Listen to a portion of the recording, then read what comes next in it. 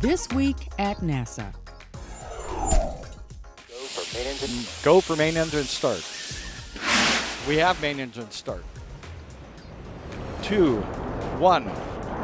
Booster ignition and the final liftoff of Discovery. A tribute to the dedication, hard work, and pride of America's space shuttle team. The shuttle has cleared the tower.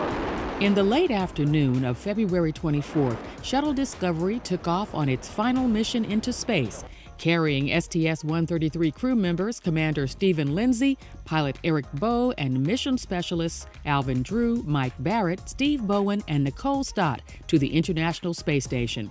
This 35th shuttle mission to the ISS delivers the Permanent Multi-Purpose Module, the Express Logistics Carrier 4, and Robonaut 2, the first dexterous humanoid robot in space.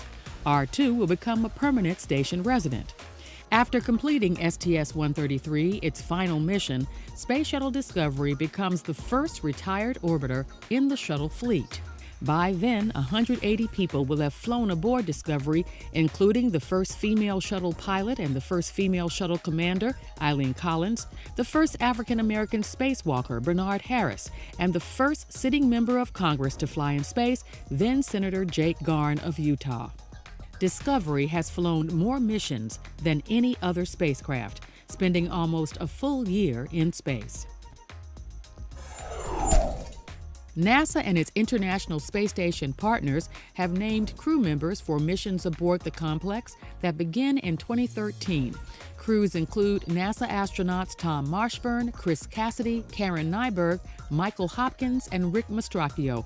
This group will help comprise the Expedition 35, 36, 37, 38, and 39 crews.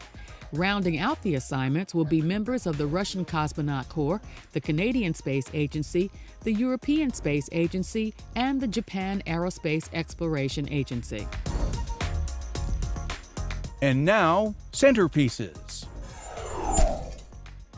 We have 3 fantastic gentlemen who will show you that you can do it all, from sports to science. With that opening, the crowd at a Black History Month event at the Virginia Air and Space Center in Hampton, Virginia, was offered a rare treat: the chance to hear from and be inspired by an astronaut, 2 pro athletes, a half-dozen history-making Tuskegee Airmen, and a talking robot. You have R2 robot bot. First up, 2-time Space Shuttle veteran Leland Melvin, who was drafted after college into the National Football League. I played both sports, but also studied really hard. And one of the things we want to tell you about here is that if you believe in yourself, you can do anything you put your mind to. Do you believe that? Okay. Melvin showed the kids and adults he's still got game, in space and on the stage. He says playing sports helped prepare him to be an astronaut. Sports is all about teamwork, and when you're flying on a flight deck with 4 other guys and you're depending on them for your life, of them flipping the right switch and you making sure that they're flipping the right switch, you have this bond that makes you want to do the right thing so everyone survives. The Tuskegee Airmen know a thing or two about teamwork too. They were the country's first black military aviators, dating back to early World War II. 90-year-old Grant Williams remembers those days as if it was yesterday. We had hoped by going overseas to fight the war there that things would be different at home. But we came back, we found the same 2 gates that we went through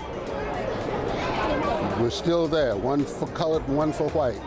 And it took a long time, even after that was over, after we were back home, before anybody realized what had been accomplished. Now, some 65 years later, they look at us, at all of us, as heroes. And it's really a great feeling to realize what we have done to change the attitude of America. Organizers hope this event left the crowd with great feelings. That whether the students attending have dreams of being an astronaut, an athlete, or an airman, anything is possible with education and effort. Main engine start.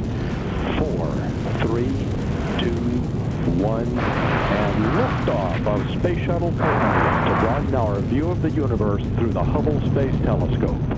9 years ago, on March 1st, 2002, Space Shuttle Columbia launched for the 4th Hubble Space Telescope servicing mission. Okay, I'm going to bring it in a little bit to match you. Looking good. Over 11 days, Columbia's crew of 7 rejuvenated Hubble. In a series of 5 spacewalks, they install new equipment that, among other improvements, dispense the telescope's newly increased power and double the camera's coverage area with more speed and clarity. The STS-109 crew, Commander Scott Altman, pilot Dwayne Carey, payload commander John Grunsfeld, and mission specialists Nancy Curry, James Newman, Richard Linehan, and Mike Massimino.